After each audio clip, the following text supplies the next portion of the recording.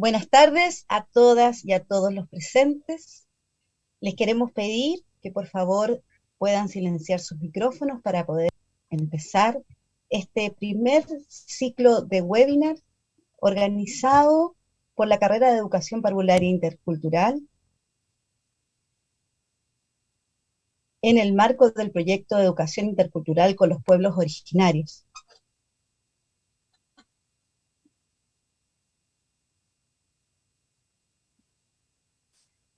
Este proyecto está denominado Educación Intercultural con los Pueblos Originarios, nuestra realidad del norte chileno, y espera desarrollar distintos talleres webinar comprometidos con el Ministerio de Educación y que buscan socializar con diferentes agentes y actores relevantes de la sociedad la temática de educación intercultural como una herramienta relevante en la formación profesional. En este contexto, este primer ciclo de webinar consistirá en la difusión entre diferentes grupos de actores de las regiones de Arica y Parinacota y Tarapacá, la temática de la interculturalidad de nuestra sociedad, su relevancia y sensibilización desde las realidades indígenas existentes en nuestro territorio del norte de Chile. Este ciclo estará compartido por diferentes especialistas indígenas de Perú, Bolivia, Argentina y Chile, quienes nos darán su perspectiva actualizada de esta temática vinculada a los pueblos originarios andinos. A continuación, damos las palabras de bienvenidas a nuestra decana, la doctora Marcela Quintana Lara.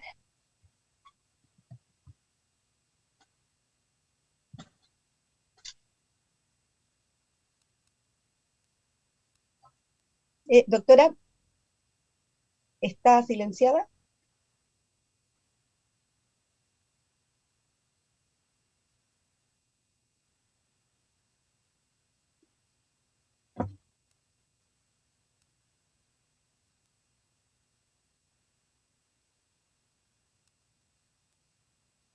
¿Ahora me escucha? Ahora sí. Sí. Sí. Bueno, les decía que junto con agradecer la invitación a esta tan relevante actividad como lo ha manifestado Janet, quisiera agradecer a cada uno de ustedes por ser parte de este ciclo de difusión, de charla de difusión de la temática de educación cultural, aspecto que es clave, por supuesto, para lograr una formación integral de nuestros estudiantes, de nuestros y nuestros estudiantes. De manera particular, quiero agradecerle a la doctora María Soledad Fernández y al doctor Juan Carlos Mamani por la gentileza que tienen en compartir su conocimiento y experiencia en cada una de sus áreas de expertise. Estoy segura que cada uno de nosotros sabrá valorar, ¿cierto?, en cuanto a nuestra propia área de especialización, nuestro quehacer en la formación de los futuros profesores de la región, ¿no? Agradecer a quienes han organizado este seminario, a Janet y a todo el equipo que está detrás de esto, y desearle la mejor de la suerte en las sesiones que tienen en esta semana. Así que muchas gracias y bueno, aquí nos quedaremos atentos escuchando a lo que nos puedan compartir María Soledad y Juan Carlos. Gracias.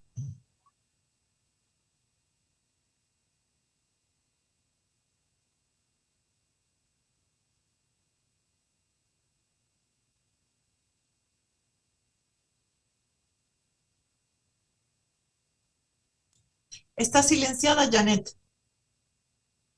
Ahora sí. Estimadas y estimados, quisiera comentarles que antes de comenzar vamos a realizar las preguntas a través del chat hacia nuestros expositores. Ellos las responderán al finalizar las exposiciones.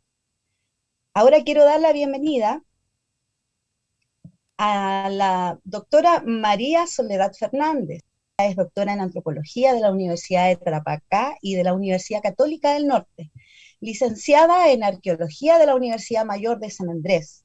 Actualmente cursa la última etapa de magíster de estudios feministas del CIDES de la UNSA y hoy abre este ciclo de webinar con el tema La evaluación en contextos interculturales indígenas, la experiencia desde Bolivia. Bienvenida, doctora María Soledad. Muchísimas gracias. Gracias por la oportunidad de compartir experiencias, de construir juntos, que es lo que más nos interesa. Voy a comenzar a compartir para poder entrar en materia. Ahora sí. El tema que yo he elegido para esta ocasión es hablar sobre la evaluación en contextos culturales indígenas y traer la experiencia desde Bolivia. Cuando hablamos de evaluación, generalmente la primera idea que se nos viene a la cabeza es la idea del examen, ¿no? Nos van a examinar. Pero a través de la educación intercultural y el proyecto que se ha venido implantando en Bolivia, se han tomado otros caminos, así que me gustaría compartirles un poco la experiencia que se ha dado. Para comenzar, contarles que Bolivia, igual que el resto de los países de Latinoamérica, durante mucho tiempo asumió un rol muy homogenizante frente a la educación, ¿no? Y pensó que la educación era parte de los procesos de creación de una identidad nacional, ¿no? Entonces se esforzaba mucho que los currículos se centraran en volvernos homogéneos, pensando específicamente en que Bolivia se centraba en un eje troncal, que era La Paz, Cochabamba y Santa Cruz, principalmente La Paz, que es la capital política del país, y en las áreas que eran las ciudades, ¿no? Entonces se centró mucho tiempo en eso, aunque han habido importantes antecedentes de los que les voy a hablar, pero de manera general el Estado pensaba que la educación tenía que ser una sola, ¿no? Y solo había una manera de educar y un solo camino, ¿no? Y eso ha causado un desequilibrio pedagógico a lo largo de mucho tiempo y también ha tenido influencias muy negativas en las distintas identidades culturales que tiene Bolivia, ¿no?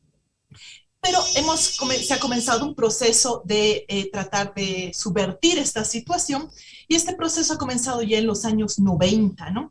Y lo que hemos tratado de hacer es pensarnos de manera distinta, ¿no? Que ese ha sido como parte del eslogan también estatal que se ha dado. Primero, para comenzar, ¿quiénes somos? ¿No? Bueno, nosotros somos los vecinos que están al norte y con los que siempre andamos peleando, ¿no? Estos vecinos del norte han tenido, aunque políticamente tenemos distintos desencuentros, culturalmente tenemos puentes impresionantes, ¿no? Y unas semejanzas y unos niveles de vecindad que no se reflejan y que tienen redes que son muy potentes porque compartimos historias coloniales, prehispánicas muy similares, ¿no? Entonces tenemos una historia en común, porque si bien las fronteras nos dividen, nuestros pueblos nos unen, ¿no? Así que podemos hablar de personas que se están viendo como en espejos, ¿no? La experiencia que les quiero compartir es una experiencia que sale a dos niveles distintos.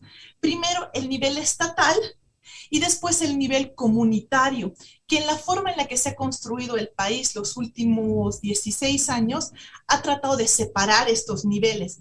Es decir, las comunidades, los pueblos originarios campesinos tienen distintos niveles de autonomía y esos niveles de autonomía también se han reflejado en la forma de su educación.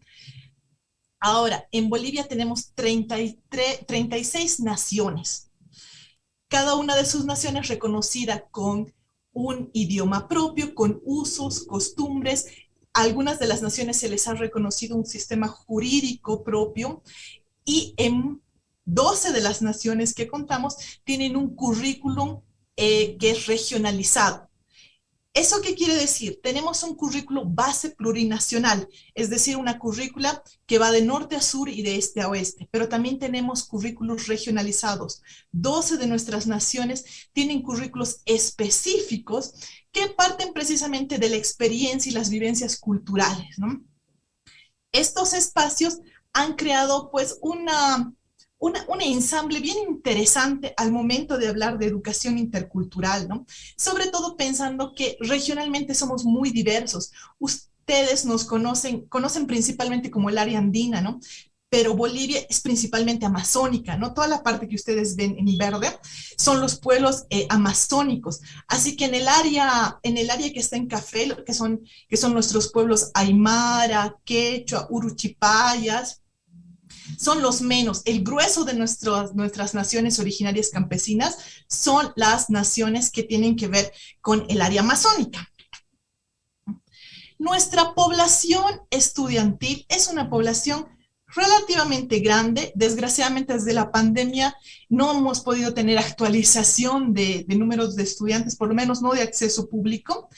Hasta el 2019 teníamos en primaria 1.347.295 estudiantes registrados y para secundaria teníamos 1.049.256, divididos en dos formas distintas que tenemos de entender los colegios. La primera es la educación fiscal, que es la educación que está dentro del marco del Estado, y después la educación privada, ¿no? Ambas formas de educación tienen inicial, primaria y secundaria, y de manera general se ha tratado de crear espacios en que se puedan coincidir estas dos formas de entender la educación. Es uno de los grandes retos que se están viviendo en este momento. ¿Cuáles son los antecedentes del tipo de educación que nosotros estamos viviendo? Actualmente estamos bajo la ley Avelino Ciñani y Elizardo Pérez, que han creado y sustentan un modelo educativo sociocomunitario productivo, ¿no? Cuya base es pensar que tenemos una convivencia comunitaria constante con la madre tierra, con el cosmos, y que nos vamos a desarrollar a través de tres dimensiones: ser, saber, hacer y decidir. Cuatro dimensiones, perdón. Este tipo de la ley surge de una serie de fuentes históricas que nos han antecedido. La primera es la experiencia pedagógica del Ayllu de Warisate, que ha sido la primera escuela indígena o campesina que se ha creado en el altiplano en los años 40-50, ¿no? Tratando de crear un espacio que ahora nosotros entenderíamos como multicultural, pero que en ese tiempo se centraba en la idea de una pedagogía liberadora, tratando de incluirnos a todos en los espacios educativos, y esos fueron los primeros intentos, ¿no? La escuela Ayllu de Warisata fue uno de nuestros experimentos más conocidos y fue la que ha dado como origen a todo este proceso que nosotros que estamos tratando de construir desde aquí. Ahora, otra de las fuentes de las que se nutre esta ley son los saberes y conocimientos que tienen las distintas naciones, ¿no? Y que trascienden la experiencia educativa y que están siendo desarrolladas en la cotidianidad de las comunidades, ¿no? Al hablar de las comunidades, no solo nos estamos refiriendo a los espacios que son rurales. Los pueblos indígenas también están presentes en las ciudades, ¿no? Entonces tenemos espacios en los que se crea este tipo de convivencia. Y eso es bastante importante, ¿no? Porque normalmente se piensa que los indígenas o las personas que se identifican con un pueblo indígena están fuera de la ciudad, son los que viven en el campo, en el área rural, pero la globalización es tan fuerte que ahora estamos viviendo procesos en los que las personas no pierden su identidad por vivir dentro de la ciudad, entonces se van reproduciendo. Y ese es un proceso que ha tratado de reflejar nuestro sistema o modelo educativo sociocomunitario productivo. Al igual que existe en otros países, nuestro currículo base tiene una plataforma en la que se basa, y esa plataforma se reconoce como holística. Es decir, que trata de incluir todas las dimensiones en uno solo, principalmente ser, saber, hacer, ¿no? Que es lo que se desarrolla en el proceso educativo. Tiene la lógica de que es dinámica y permanente en espacio y tiempo, es decir, que no termina ni comienza dentro de la escuela, ¿no? Sino que la escuela es parte de este proceso de educación. Y por último, y sobre la dimensión con la que voy a tratar de verlos ustedes, es la idea de que el proceso de evaluación de la educación tiene que ver con un carácter participativo y que no solo incluye al profesor, al facilitador de los colegios, sino que también incluye a la comunidad, no solo entendida como los apoderados o los padres de familia, ¿no? Sino como entendida como este conjunto social, esta red social que sostiene el aprendizaje de los más jóvenes. Ahora, ¿cómo se concibe la evaluación en este sistema, en este modelo? La evaluación se concibe, como ya les había dicho, en un proceso que es coordinado, ¿no? donde todos participan y todos tienen una función específica, estudiante, maestro, comunidad en general, los directivos, etcétera, ¿no? Todos ellos tienen sus propios espacios donde van a colaborar a este proceso sistemático, ¿no? de seguimiento que se hace. Ahora, ¿cómo se considera la cultura originaria en este proceso de evaluación? Según la ley, nosotros, que es la ley Avelino Señali que les mencionaba, las bases de la educación son la interculturalidad, la interculturalidad y el plurilingüismo. ¿Qué se establece? Estas son las bases que se tienen que fortalecer y obviamente que se tienen que ir evaluando en los procesos distintos de enseñanza que se van creando. Y todos estos con la idea de ir fortaleciendo la identidad cultural de las comunidades, partiendo de la idea de que todas las comunidades se han desarrollado en ciencias, en técnicas, en arte y en tecnología propias, ¿no? Y que todas estas ciencias, artes, tecnologías, etcétera, son complementarias a los conocimientos que nosotros llamamos, digamos, universales, ¿no? Y no solo complementarias, son parte de este tipo de conocimientos. Para darles un ejemplo de cómo se ha tratado que este currículo baje esta idea de que ya todo lo que está en papel tiene que después reflejarse, ¿no? ¿Cuáles van a ser las actividades? Entonces yo les traigo así como parte de la currícula de cómo se va a trabajar un tema, y este tema es el que vamos a ver es matemáticas curriculares, y el contenido tiene que ver con el cálculo y la estimación. Una de las partes para trabajar el cálculo y la estimación tiene que ver con trabajar los signos y los símbolos matemáticos, y eso se hace a través de aprender nociones de aritmética que son propias de la cultura aymara, como el jaco, el moroco, el pucata, chuyani, etc. ¿Y esto cómo se aprende? Porque parece sencillo. ¿Qué son estos signos matemáticos? Principalmente estas medidas matemáticas, estos cálculos de estimación, son los que se utilizan en los sembradíos, en el momento de sembrar, ¿no? Entonces, en este proceso se participa y el momento de recoger la cosecha se la organiza, se la distribuye siguiendo estas lógicas matemáticas, ¿no? También se aprenden nociones geométricas, por ejemplo, el moroco, ala, tuqui, chumuita, etcétera. Estas nociones geométricas que son propias del mundo aymara se aprenden, por ejemplo, a través de la técnica de tejer, la textilería, ¿no? Cómo se cuentan los hilos, las figuras que se crean en el momento de tejer, tienen estas lógicas. Entonces, este proceso se hace de manera paralela y de esa forma se trabaja. Una de las, a nivel tecnológico, porque sí hay una dimensión tecnológica que se evalúa, por ejemplo, está el famoso procesamiento de la papa chuño, ¿no? Que ustedes están viendo en pantalla, ¿no? ¿Cómo se hace la papa chuño, ¿no? Que es un proceso de deshidratación de la papa para lograr que se cree otro producto que pueda ser almacenable por mucho tiempo. Esa es la papa chuño. Espero que algunos hayan conocido, pero en el área de altiplánica es muy común. Putre tiene producción de papa chuño, Socoroma tiene producción de papa chuño. Así que seguramente la han debido probar, por lo menos los que se han dado una vuelta ahí por los altos de Arica. Ahora, ¿cómo participan los estudiantes en este proceso? Primero se observa y se contribuye, ¿no? Pero físicamente al proceso de transformación. Entonces, la currícula hace que los estudiantes de las comunidades puedan participar en la época de producción de este producto. Y cuando están en las ciudades, en algunos momentos hacen como viajes de campo para poder participar.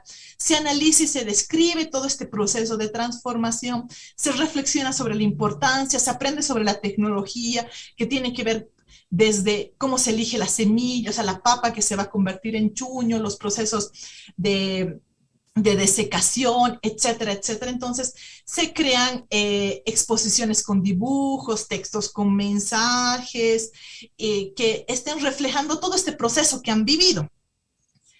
Si bien este es como el ejercicio pedagógico, el problema principal es cómo evaluamos esto, qué es lo que se hace, cómo vamos a evaluar.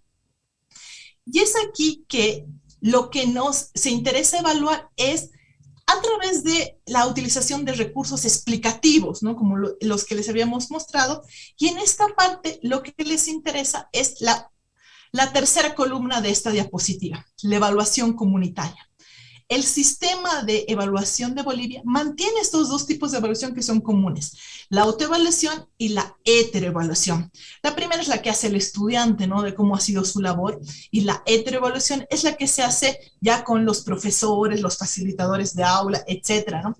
Para ver si ha habido, si se han conseguido los logros, cuáles han sido las dificultades del proceso, y es la concreción del objetivo holístico. Pero la evaluación comunitaria es el espacio donde se valora el desarrollo curricular de esta práctica, ¿no? En sus diferentes momentos, en los diferentes recursos y medios que han tenido. ¿Para qué se realiza esto? No, primero, se realiza para generar una corresponsabilidad en el logro de los objetivos. Y cuando hablamos de corresponsabilidad, estamos hablando que en el proceso de evaluación participa la comunidad, no solo pensada como los apoderados, ¿no? También las autoridades o dirigentes de la comunidad, las juntas vecinales, si es que existen. Obviamente están los apoderados y también están las personas que son parte de la comunidad, que posiblemente no sean ni apoderados ni autoridades, pero se las invita a participar, ¿no? Entonces ellas son parte de este proceso de evaluación comunitaria que se hace de manera paralela al proceso de autoevaluación y al proceso de heteroevaluación, con el fin de generar esta idea de corresponsabilidad, ¿no?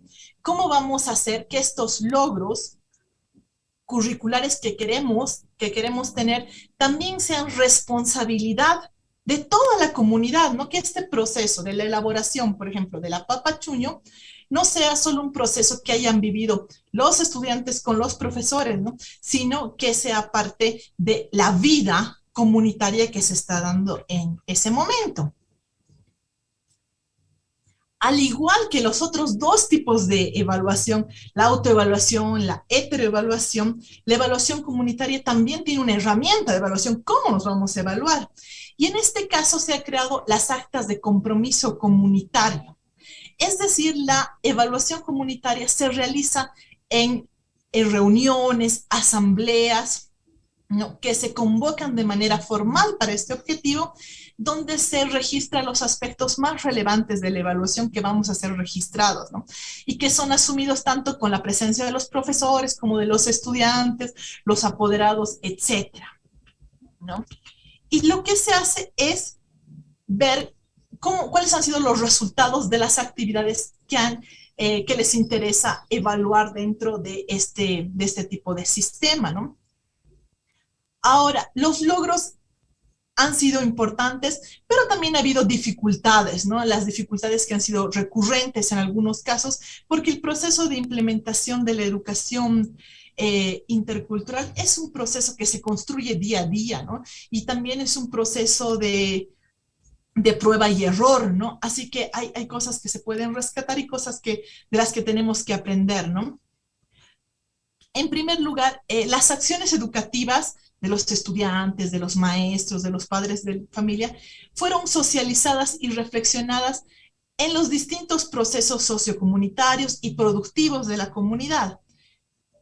Sin embargo, en la ejecución de las reuniones, aunque ha habido acercamientos reflexivos y críticos de la comunidad, a veces no se llega a crear ambientes agradables, ¿no? Y de confianza, porque es un proceso nuevo, ¿no? Así que el crear estos espacios de concertación han sido retos constantes, ¿no?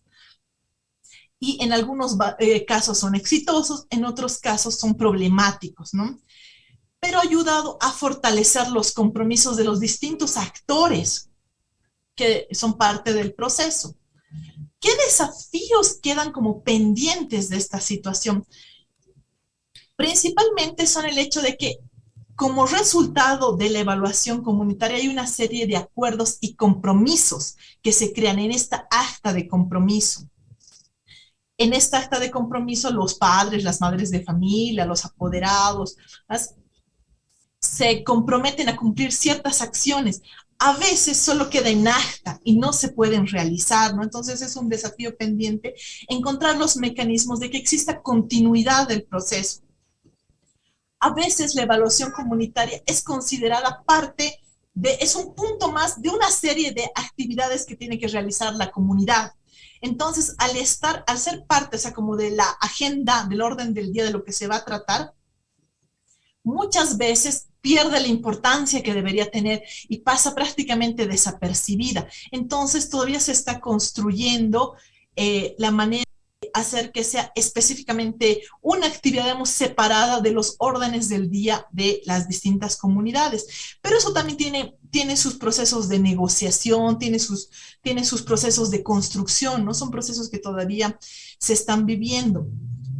Ahora, todavía no se tiene un reglamento de cómo funciona la evaluación comunitaria, por lo tanto, ha tomado distintos caminos en el desarrollo y muchas veces la evaluación comunitaria se mezcla, se confunde con la famosa autoevaluación, es decir, que todos los participantes se autoevalúan en el proceso y no se crea una evaluación que tiene como fin resolver un punto social, ¿no?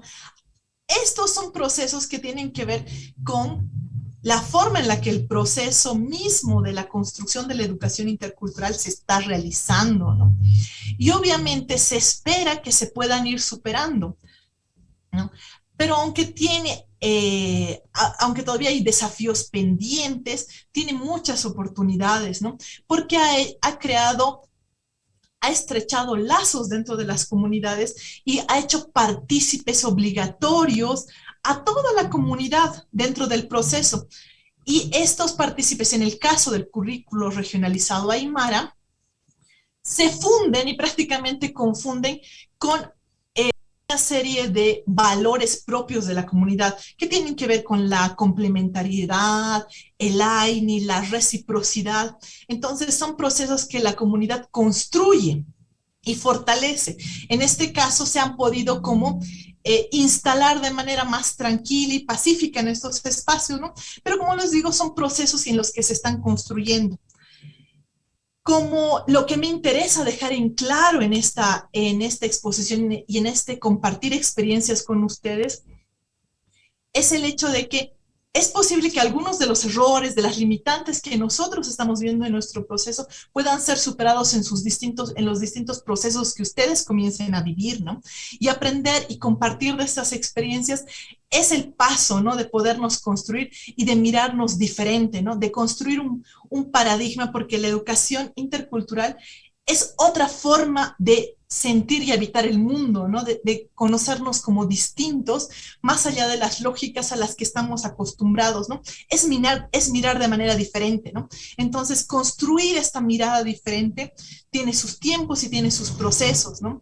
Y es ahí donde se nos llama a enfrentarnos, ¿no? Es recibir el guante y ver quién lo alza. Así que estamos en ese proceso y espero que este espacio les haya servido como para abrir esta idea de comenzar a mirar distinto. Normalmente cuando pensamos cómo se evalúan, dice, pero eso no puede variar, todos tenemos que evaluarnos igual. No, la educación intercultural nos da la oportunidad de tener otra cosa, ¿no? De darle un giro distinto, de cambiar nuestras miradas y ahí podemos cambiar en este proceso que para muchos de los que somos más mayores era un proceso tortuoso, ¿no? O sea, la evaluación. Entonces ahora puede ser un proceso tal vez un poco más grato y sobre todo un proceso social, que es lo que se quiere. Bueno, yo me despido utilizando el famoso Hikizincama. Seguramente muchos lo conocen. No tenemos despedida en Aymara. Es hasta que nos volvamos a encontrar. Esperemos que tengamos otras oportunidades para seguir creciendo y para compartir experiencias. Muchísimas gracias. Muchas gracias, doctora María Soledad. A continuación, presentaremos a nuestro segundo expositor, a Juan Carlos Mamani Morales. Él es escritor, profesor y lingüista. Es integrante de una comunidad aymara histórica vinculada a los pueblos de Chucuyo y Parinacota, de la comuna de Putre. Profesor de castellano de la Universidad de Tarapacá, magíster en Educación Intercultural Bilingüe por la Universidad Mayor de San Simón, de Bolivia, doctor en Lingüística por la Universidad Nacional Autónoma de México, y actualmente es académico de la Universidad de Tarapacá, y hoy nos presentará el tema el desafío de la interculturalidad en la región de Arica, Parinacota, desde una mirada crítica aymara. Bienvenido, doctor Juan Carlos. Bien, muchas gracias por ese saludo y muchas buenas tardes a todos los presentes. La verdad que es un gusto compartir con ustedes algunas experiencias y algunos conocimientos. Bueno, voy a compartir unas diapositivas en un PowerPoint. ¿Puedo entrar, no es cierto? ¿Compartir pantalla? Sí.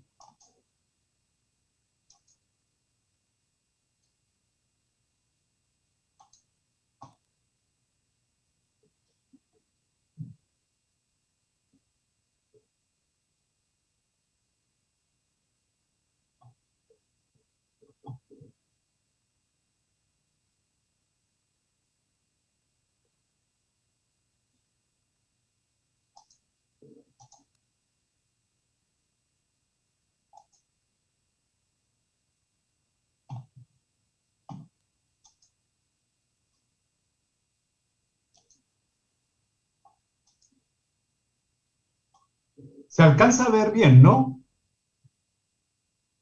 Sí, doctor, se Ya. alcanza a ver. Bueno, como me anunciaron, tal vez el título un poco es demasiado grande, ¿no? El desafío de la interculturalidad en la región de Arica, Parinacota, desde una mirada crítica aymara. Bueno, es un título más bien de entrada, pero yo me voy a referir y me voy a focalizar eminentemente sobre una conducta del hombre andino, sobre un comportamiento del hombre andino que comúnmente llamamos esto de chayar o chaltar, ¿no? Bueno, para los que conocen un poco algunas expresiones del mundo andino, más o menos ya se darán cuenta de qué es, ¿no? Entonces, el sentido crítico de esto es simplemente, cuando me invitaron a participar en este conversatorio, en este webinar, a menudo he pensado de que muchas veces se ha hablado mucho del tema de la interculturalidad, se ha hablado bastante ya del pueblo aymara, por lo menos aquí en el norte de Chile, está presente en diversos discursos públicos, ¿no? Y muchos de sus muestras, como por ejemplo la ceremonia de la agua, está presente en diversos actos públicos, ¿no? Pero a menudo se observa o percibimos, mejor dicho, un proceso de una suerte de folclorización, ¿no? De esos actos, de esas conductas rituales que tiene el hombre andino. Entonces va por ahí mi crítica en el sentido de que si estamos hablando de una educación intercultural, ¿no? En donde aquí en el norte por lo menos se toma en cuenta, muy en cuenta, la cultura aymara como uno de los pueblos originarios que está presente en esta región, y desde una mirada personal, más que de un especialista, por favor, eso que se entienda bien también, ¿no? Esta es más bien, lo que voy a hacer yo aquí es compartir una suerte de reflexión desde mi posición como persona aymara. Es decir, yo me identifico, ¿no? Y eso lo he hecho permanentemente como aymara, ¿no? A pesar de toda mi formación académica, ¿cierto? O complementada con mi formación académica, ¿cierto? Tengo muy presente mi identidad aymara. Y parte de mis actividades en relación a la escritura y algunas publicaciones precisamente tienen que ver con este tema del mundo aymara. Entonces, por eso que, como le digo, hemos observado desde nuestra propia perspectiva aymara o como persona pensante, ¿no? De lo nuestro, de lo que tenemos, de lo que expresamos en ciertas situaciones sociales, como por ejemplo el participar en las ceremonias llamadas pawas, y que dentro de esa ceremonia están estos actos rituales como el chayar, ¿cierto? La idea es pensar de manera crítica y cómo empezamos a resignificar o a darle un significado más completo, más profundo, que esa simple formalidad que ocurre cuando se presenta, por ejemplo, una pagua en diversas situaciones públicas o incluso en los mismos espacios tradicionales que tienen que ver con la precordillera y el altiplano chileno. ¿no? Entonces va por ahí este tema, ¿no? El cómo le damos más sentido, más significado, y que no se vaya folclorizando y qué sé yo, que sirva para mucha gente para sacarse una fotito, para sacarse, qué sé yo, una imagen recordatoria que estuvo con los Aymara, etcétera, etcétera, ¿no? Bueno, eso como introducción. Al referirme a este comportamiento, a esta conducta que comúnmente llamamos chaltar o chayar en castellano, tiene que ver con una palabra, con una forma ya recogida por Bertonio en su publicación de 1612, en donde él consigna la palabra chayata, ¿no? Con el significado de rociar, asperjar, y después chayatata, también rociar poquito, y chayacatata, rociar encima, ¿no? Los tres términos, como ustedes pueden ver, tiene una base léxica que es chaya, ¿no? Chaya, ¿no? Y todos saben lo que, o por lo menos los que están acerca del mundo andino saben lo que es la chaya, cuando hablamos de la chaya. Esto con la pronunciación aymara, porque obviamente en la pronunciación castellana la gente simplemente dice chaya, ¿no? Chaya. Pero en el aymara se pronuncia chaya, ¿no? De acuerdo al diccionario de Félix Laime Pairumani, en el cual me baso bastante yo, o sea, desde mi punto de vista, es uno de los más completos, ¿no? Evidentemente hay varios diccionarios, pero el que siempre acudo yo es el de Laime Pairumani, ¿no? En donde él recoge el léxico ayaña, ¿no? Ayaña, ¿no? Como forma verbal, ¿no? Y allí está efectivamente como forma verbal con la terminación ña, ¿no? Que es la terminación o el sufijo con las cuales se reconocen las formas verbales en infinitivo, ¿no? Es decir, es una acción, ¿no? Ayaña, y significa rociar, esparcir gotas menudas de líquido y también realizar un acto ritual con licor pidiendo bienestar y prosperidad o que la cosa festejada dure mucho. Esto nos dice un aymarista con bastante experiencia como Félix Laime, ¿no?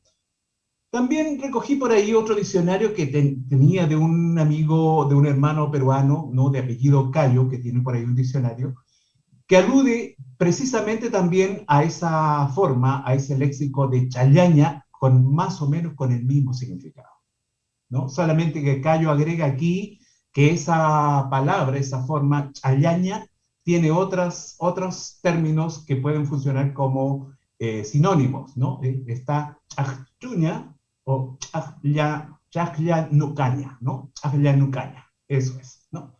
Es un poco en relación a este término sobre el cual nos vamos a referir.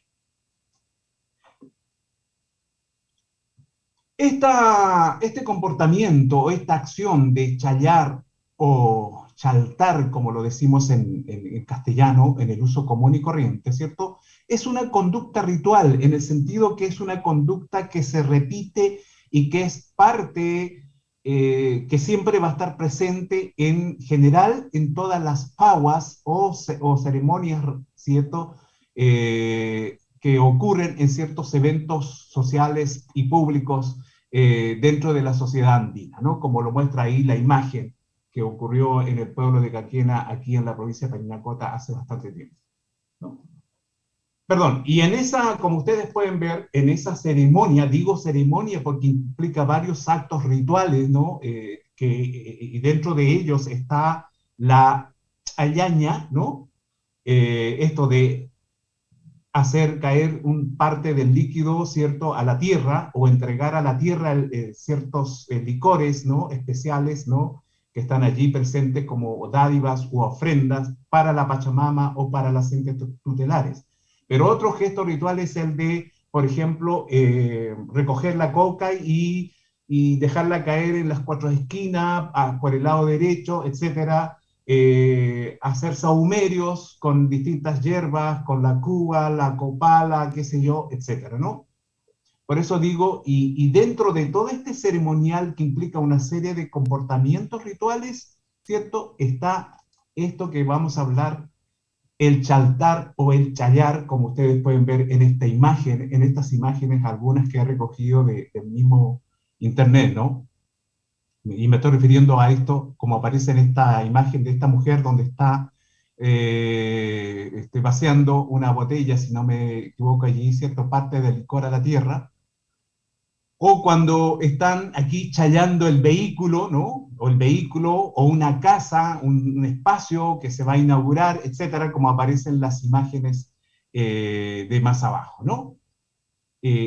Bueno, saltar o chayar, ¿cierto? Tiene que ver entonces con lo que está mostrando estas imágenes. El escanciar o el asperjar, el rociar con líquidos a la tierra, ¿cierto? Inicialmente, antes de beberlo incluso, ¿no? Y que está presente en una serie de comportamientos sociales del hombre, ¿no? Es una expresión, un gesto, una conducta que el hombre andino tiene y que ha perdurado de tiempos ancestrales hasta nuestros días. En alguna medida eso significa, ¿cierto?, una relación, una comunicación del hombre con el cosmos, con la pacha, como vamos a explicar un poco acá. El chaltar o el chayar, que es asperjar, escanciar las bebidas ofrendadas a la tierra por la misma Pachamama, por los entes tutelares, ya sea asperjándola con los dedos, como a menudo ocurre, o derramando una porción de las copas a la tierra como dádiva, está presente en diversas situaciones, ¿no? En las diversas situaciones sociales del hombre andino. Ese comportamiento, esa conducta constituye uno de los sellos culturales más auténticos y representativos de nuestra cultura aymara, ¿no? Es un referente objetivo, explícito, en tanto gesto y conducta manifiesta, y también es un referente inmaterial, simbólico y trascendente de una relación que tiene el hombre andino con el cosmos, ¿no? Esto desde la perspectiva aymara propiamente.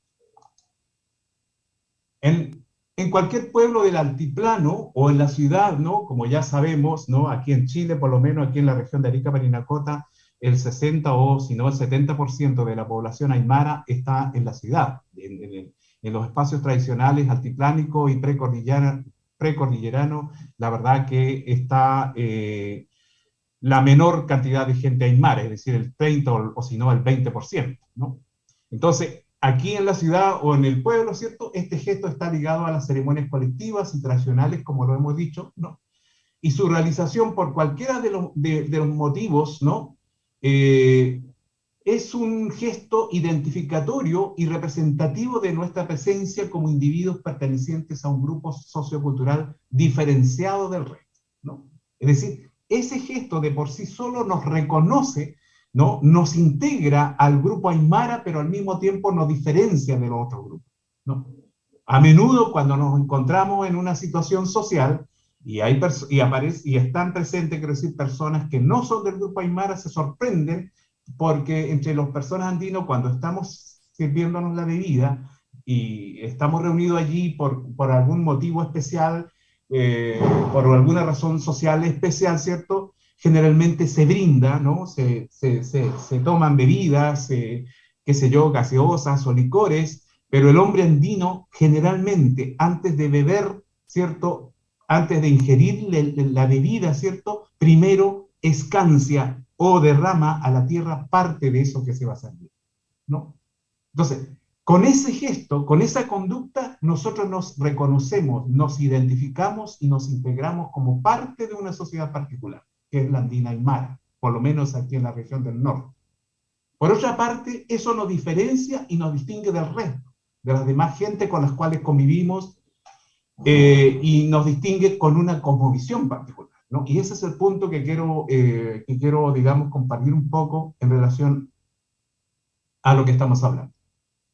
Su recurrencia, es decir, su repetición y actualización como comportamiento del hombre andino en los diversos eventos y ceremonias comunitarias, ya sean públicas o privadas, en el fondo actualizan formalmente una relación y con ello un sentido, una manera de ver la vida. Actualizan un sentido de pertenencia, de colectividad con la Pachamama y con el cosmos, ¿no? Esa es la idea que hay que tener presente. Y cuando digo que actualizan una relación con la Pacha, con el mundo, me estoy refiriendo a estos conceptos que a menudo los estudiosos aluden, ¿cierto?, de las dimensiones, ¿no? de cómo concibe el hombre el universo, ¿no? Me estoy refiriendo a dos niveles principalmente, el Acapacha, que es el aquí, ¿no? Donde estamos, y el Mancapacha, que son los espacios oscuros, los subterráneos, donde, ¿cierto? Que generalmente el hombre no vive en esos espacios, sino que son ocupados por otros entes. Y también está el famoso Aracpacha o Alacpacha, que es el cielo arriba, y bueno, generalmente eso, algunos estudiosos dicen que es influencia del cristianismo. Pero cuando nosotros asperjamos o derramamos el líquido, generalmente lo hacemos recordando a la Pachamama, ¿no? Es decir, a la Capacha, ¿no? Es cierto que también se hacen ofrendas de bebidas para los entes tutelares que están arriba, ya sea por influencia a Dios, como dicen algunos aymaras, ¿cierto? Y eso principalmente tiene que ver con ciertas ofrendas que se queman, el saumerio, y no tanto con esto de derramar líquido. Por lo menos esa es una interpretación que le damos nosotros, ¿no? Desde el punto de vista del sentido, la expresión para la Pachamama, que aparece en estas ceremonias, ¿no? Como la pagua, y su consiguiente concreción, que es el escanciar la bebida a la tierra antes de beberla, tiene un significado mucho más trascendente que ese acto costumbrista y tradicional con que, ¿cierto?, se observa en todos los ceremoniales, ¿no? Y aquí en la ciudad, ¿para qué decir? Hay mucha gente que ya sabe de la pagua, reconoce a la pagua, identifica a la pagua, pero muchas veces no tiene, les vuelvo a decir, no tiene ese significado, ese concepto tan importante, tan trascendente, ¿cierto?, que tiene que ver con una cosmovisión alternativa, muchas veces, o sea, que se puede ver como una cosmovisión alternativa a la cosmovisión que nos ofrece otras formas religiosas u otras formas de ver la vida, esta dimensión trascendente, quiero decir, de la vida, ¿no? La carga epistémica, el significado profundo, deriva del hecho de que Chayar, en primer lugar, me relaciona, me comunica con la Pachamama, y en segundo lugar, con toda la dimensión humana pasada y presente de nuestro pueblo de origen aymara, ¿no? En ese Chayar, recuerden, nosotros nos acordamos no solamente de la Pachamama, sino que también a menudo nuestros abuelos, nuestros hermanos aymara, cuando estamos participando, muchos se acuerdan también de aquellos que ya partieron, ¿no? De los padres, de los abuelos, de aquellas personas que ya murieron, ¿no? En ese gesto, en ese acto, ¿no? Por eso, en otras palabras, ese gesto me comunica con todo lo demás, con todo lo que está en ese espacio universal cósmico fuera de mí. Ya no solo es pagar a la madre natura, sino ni solo acordarme o relacionarme con mi colectividad, sino el tomar en cuenta, el hacer presente a todo lo que está en el espacio y en el tiempo externo, a los elementos, a los animales, a los demás seres humanos. Esto es, con ese gesto de escanciar el licor a la tierra, es acordarse y considerar al otro. Esa es una dimensión epistémica importante que creo que hay que considerar cada vez que tratemos o nos refiramos, ¿cierto?, a esta conducta, a este comportamiento que presenta el hombre andino y que a menudo no se toma en cuenta, ¿no? Y que simplemente se le ve como parte de un ceremonial y nada más. Cuando en el fondo, en ese gesto de acordarse y considerar al otro, es decir, cada vez que yo quiero beber algo, porque estoy celebrando algo, ¿cierto?, yo no lo bebo inmediatamente, sino que primero escancio el licor a la tierra. Con ese gesto, fíjense, me estoy acordando de lo demás, ¿no? Ese es el punto central que quiero destacar en este comportamiento de saltar o chayar. En otras palabras, cuando chayo o chalto, recuerdo que no estoy solo, que no soy solamente yo, están los otros, los demás. La Pachamama es entonces no solamente la tierra de cultivos y pastoreos, sino el espacio donde están los demás elementos, animales y hombres, donde está la otredad. De tal manera que el escanciar las bebidas y licores al suelo, antes de bebérmelo por necesidad o por algún festejo, manifiesto mi reconocimiento, mi solidaridad a su existencia. Así, Este gesto, este acto realizado con ese significado, patentiza y proyecta un sentido comunitario, un sentido de colectividad, proyecta una conciencia que significa asumir la existencia de esa otredad representada por todo lo que me rodea más allá del espacio tradicional, más allá de la precordillera y del altiplano, ¿no? Este pequeño gesto ritual significa, en otras palabras, reconocer a la alteridad que me permite existir en armonía dentro de la Pachamama, dentro de la tierra infinita, sagrada. Al hacerlo, al asumirlo, de esta manera, desde el espacio rural o desde el espacio urbano, restablezco mi vínculo cósmico con ese universo circundante. Es decir, actualizo mi relación permanente de que yo soy parte de la tierra, soy parte de la naturaleza y que no estoy sobre ella, ¿sí? Ese es un punto importante que, bueno, que he querido compartir en este conversatorio, en este webinar. Les vuelvo a decir, no desde la perspectiva de un especialista en antropología o en cultura, sino más bien como académico que hace, qué sé yo, una asignatura como comunicación intercultural y que me ha permitido reflexionar, pero les vuelvo a decir, más bien desde una reflexión desde adentro, ¿no? Porque yo soy parte de una comunidad andina, de una comunidad aymara. Soy parte de un grupo social en donde permanentemente realizamos este gesto, ¿no? Y he querido compartir esta reflexión más que nada porque les vuelvo a decir, observo que muchas veces se hace con mucha superficialidad, ¿no? No hay una reflexión profunda del significado que tiene una serie de gestos, una serie de comportamientos que desarrolla el hombre andino, ¿no? Es decir, no hay todavía, creo que nos falta todavía racionalizar, objetivar con esta finalidad de encontrarle un significado a lo que realizamos, ¿no? Porque como dijo un autor por allí, pasamos de la demonización que hubo con la llegada de los españoles a una suerte de folclorización donde simplemente se asumen o se ven las costumbres y expresiones andinas o aymaras como algo turístico, qué sé yo, para sacarse una foto, un recuerdo y nada más, sin trascender más allá de eso, ¿no? Bueno, y para finalizar, estimada audiencia, quiero cerrar con estas palabras que me parecen significativas, que por ahí lo dijeron algunas personas que creo que son de Bolivia en algunas publicaciones, ¿no? Como dice Flores, el Ayllu es la reunión de mucha gente con sentimiento de hermandad. El Ayllu incluso es una unión con la Pachamama, con las plantas y los animales. Y para eso no se necesita ni política ni religión, solo un corazón. Nuestros abuelos tenían un gran corazón y andaban con paso seguro porque hablaban con la Pachamama, con las estrellas, con las flores. Es por eso que no se equivocaban, ¿no? Ese sentido de Ayllu, ¿no? Les vuelvo a decir, ese sentido de Ayllu que tiene que ver con lo colectivo, que tiene que ver con la inclusión, que tanto que se habla hoy día, esa palabra de la inclusión, ¿cierto? Se patentiza con este gesto, con este comportamiento de chaltar o challar, ¿no? Del cual estamos hablando, ¿no? Y Centeno dice, ha llegado el tiempo de tener, sentir, vivir, expresar e irradiar la visión cósmica del mundo andino, escuchando nuevamente al universo, para vivir bien, pensar bien, hablar bien, hacer bien y sentir bien.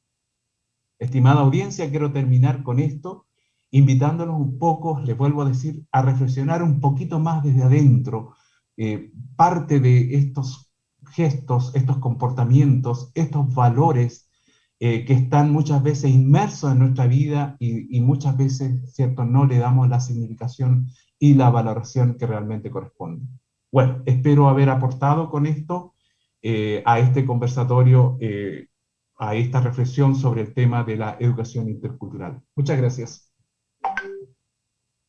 Muchas gracias, doctor Juan Carlos, por su presentación. Y ahora vamos a entrar a la ronda de preguntas. Invitamos también a las y los participantes a que puedan realizar las preguntas que requieran a ambos expositores. Por ahora tenemos la primera pregunta, que está orientada a la doctora María Soledad Fernández, en donde ella da una explicación sobre la dimensión del decidir en su exposición. Por lo tanto, la pregunta que está en el chat dice, ¿cómo se puede reflejar en la educación intercultural principios andinos como el buen vivir? Doctora María Soledad. Gracias, Janet. Ah, doctora, permítame un Estoy... momento. Eso Sí, justamente le quería pedir al doctor Juan Carlos si es que podía sacar su exposición. perfecto, Gracias, doctor. ya. Ya, ahora sí. El concepto de, o sea, del buen vivir es un concepto que está transversal a la educación intercultural, porque en general es un cuestionamiento a cómo hemos estado viviendo, ¿no? A cuestionar paradigmas, ¿no? En, como lo occidental versus lo indígena, lo que es el capitalismo versus la forma de producción de vida comunitaria, ¿no? Entonces, y también está relacionado un poco con esta idea de la dimensión de decidir, ¿no? Decidir vivir bien, ¿no? Poder elegir entre esos dos caminos y crear una serie de conocimientos en torno a poder encontrar una manera que sea sustentable de vida, ¿no? Que ese es como el objetivo principal. Entonces, todas las acciones dentro de la política de interculturalidad están hechas para fortalecer las herramientas que hagan valorar y sopesar sobre cómo se quiere vivir bien, vivir en salud, vivir en comunidad, vivir en redes de apoyo, ¿no? Por el hecho de vivir, digamos, de forma individual, de forma apresurada. Entonces, esos son los procesos en los que se quiere incidir, ¿no? Como el hecho de poder apreciar otras formas de poder llegar a los espacios de lejos de esta idea del progreso, ¿no? Porque precisamente la idea del progreso y del desarrollo son ideas que se cuestionan mucho desde la educación, ¿no? Si realmente el desarrollo y el progreso como se ha concebido dentro de este campo liberal, capitalista, es precisamente una forma en la que queremos que los futuros ciudadanos, nuestros pueblos indígenas, quieran concebirse, ¿no? Entonces, de esa manera se está tratando entonces la revalorización de todo, de la lengua, la revalorización de las tecnologías, de los espacios, son parte del concepto del buen vivir, ¿no? Entonces están en ese espacio. Muchas gracias, doctora María Soledad. Estamos esperando que puedan realizar sus preguntas también a ambos expositores.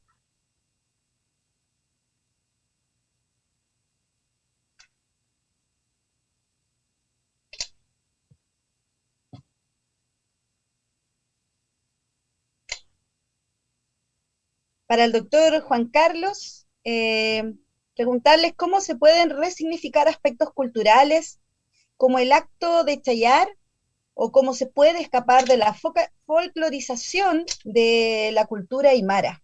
Qué importante. Bueno, la verdad que eh, hemos pensado en eso, pero estamos viviendo una sociedad, como decía por ahí un teórico, esta sociedad líquida, ¿no? Donde todo está cambiando muy rápido. Una sociedad muy compleja hoy día, una sociedad de la información también, como dicen otros teóricos, facilitada por este avance tecnológico en el cual, ¿cierto?, prácticamente todas las personas tienen acceso hoy día, por ejemplo, a Internet y por lo tanto a la información, ¿no? Y frente a todo eso, es un poco difícil porque las generaciones jóvenes, los nuevos, a menos que tengan un grupo social familiar en donde esta práctica de chayar o chaltar sea permanente, ¿no? Y que esté presente en todos los eventos y en donde se transmita efectivamente el significado, le vuelvo a decir, el sentido trascendente, incluso alternativo a la cosmovisión cristiana, ¿no? Que ha llegado al mundo andino ya desde la llegada de los españoles y que en el fondo predomina en nuestra realidad, ya sea evangélica o católica, Yo a menudo me declaro pachamamista, ¿no? Yo digo, yo no soy cristiano, yo soy pachamamista, aunque eso suene un poco esencialista, pero es que me da más sentido el ser parte de lo que significa de la tierra, ¿no? O sea, que yo soy parte de la tierra, yo nazco, obviamente, pero me voy a morir y al morir me voy a integrar a la tierra. Entonces, soy parte de esta naturaleza. Y estoy hablando de la Pachamama no en un sentido de dividificación, o sea, o verla como una entidad divina. Lo estoy viendo más bien desde una perspectiva más racional, ¿no? Obviamente, esta es mi postura, ¿no? No es, digamos, una verdad todavía, es una reflexión mía, personal.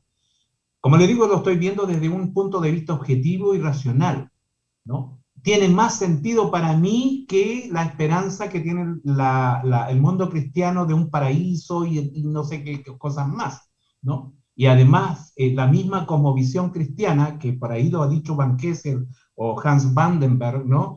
En el sentido de que el hombre cristiano como que fue puesto sobre la naturaleza, para que se enseñoree sobre la naturaleza.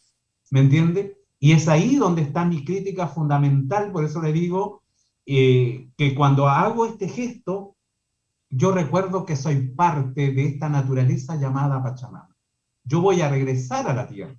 Eso para mí implica precisamente un montón de significado que es cuidar a la tierra y ese sentido ecológico que a menudo se le atribuye al mundo andino, pero que generalmente no se hace, ¿no? Usted va a los pueblos andinos y la inconsciencia de repente de la gente abunda porque el medio ambiente está contaminado con una serie de envases de plástico, se ve todo sucio, cuando el hombre andino, de acuerdo a los estudiosos, y ahí donde hay de repente, por eso le digo, una suerte de distancia entre lo que dice la teoría o lo que dice el discurso aymarista y la realidad. Se supone que el hombre aymara, si efectivamente recogiendo los distintos aportes de los estudiosos, más lo que uno mismo observa, es parte de la Pachamama, entonces significa que tenemos que cuidar a esta Pachamama, nuestra madre tierra. El hombre aymara debería ser, como dice Van Kessel por ahí, el creador de la vida, y en ese sentido el hombre aymara debiera distinguirse por un sentido ecológico extremo, ¿no? Ahora, todo eso yo pienso que obviamente tiene que enseñarse, pero pasa un poco por una reflexión, no sé, una reflexión, un apoyo filosófico para las personas que tengan que atender asignaturas o esta enseñanza intercultural que a menudo se hace en las escuelas, en los liceos, ¿no? Porque esta reflexión obviamente viene, bueno, en el caso mío, a través de un largo proceso, le vuelvo a decir, y por eso que estoy tomando cada vez una posición mucho más, no sé, digo, más aymarista que otras alternativas. Y yo descubro, le vuelvo a decir, para mí, este sentido de Chaltaro Chayán, le vuelvo a decir, tiene un sentido trascendente que muy trascendente, muy significativo, de tal manera que cuando comparto con mi gente, con mis hermanos, con mis grupos, realmente tiene un sentido profundo de colectividad, y ese sentido, esa experiencia creo que hay que transmitirle a los niños desde pequeños. Los niños aprenden viendo, ¿no? Eso todos lo sabemos. Entonces, si las familias aymaras en este momento no le dan, no retoman, le vuelvo a decir, ese significado profundo que tienen, obviamente este tema se va a ir perdiendo, ¿no? Entonces, hay que retomar, vuelvo a decir, ese significado profundo. Ahora, como estamos hablando de educación intercultural, y que este tema de las culturas de los pueblos originarios a menudo se le ha dado esa labor, quiero decir, de enseñanza de la cultura aymara a lo que se llaman educadores tradicionales, que son personas, ¿no?, del pueblo, de la comunidad. Yo pienso que más que pensar en personas, o sea, sí, está bien estas personas de la comunidad, pero hay que darles una formación, ¿no? Una formación, apoyarlos en una formación académica, en una reflexión profunda sobre este tema, ya sea filosófica, en historia, sociología, etcétera, de tal manera que ellos puedan ampliar esa experiencia de vida que tienen con Chaltar o Chayar. Ese sería mi punto de vista al respecto. No sé si la señora María Soledad, doctora, quisiera agregar algo más respecto a lo que acaba de decir el doctor Juan Carlos. muy poco se puede decir para complementar algo que se vive todos los días, ¿no? Entonces hay una diferencia enorme en ser parte viva de una comunidad y observarla desde fuera, ¿no? Y eso también es bastante importante, ¿no? Porque dentro de la educación intercultural, la idea del conocimiento situado es pues bastante fuerte, ¿no? Crear conocimiento desde reconocernos desde dónde estamos, ¿no?